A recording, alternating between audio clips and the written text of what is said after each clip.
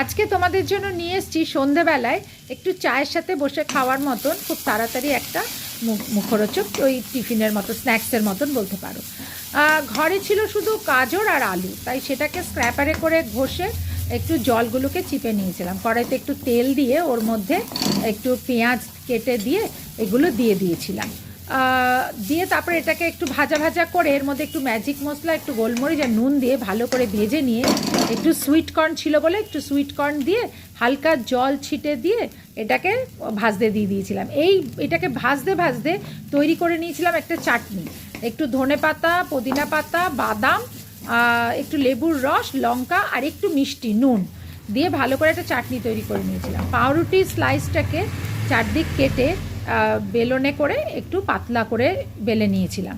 তারপরে ওই চাটনিটা যেটা বানিয়েছিলাম ওই চাটনিটা ওর মধ্যে স্প্রেড করে তারপরে এই যে মশলাটা যেটা রেডি করা হচ্ছে সেই মশলাটাকে ওর মধ্যে দিয়ে এক সাইডে দিয়ে রোলের আকারে তৈরি করে নিয়ে তাওয়ার মধ্যে চেপে একটু হালকা তেল দিয়ে বা বাটার ব্রাশ করে ওর মধ্যে একটু চেপে স্যান্ডউইচের মতন এদিক ওদিক করলেই তৈরি হয়ে যাবে পাউরুটি রোল।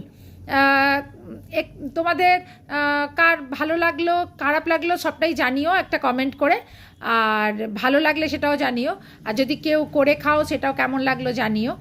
সবাই ভালো থেকো, সুস্থ থেকো, ভালো লাগলে লাইক করে দিও, একটা কমেন্ট করে দিও আর একটু শেয়ার করে দিও।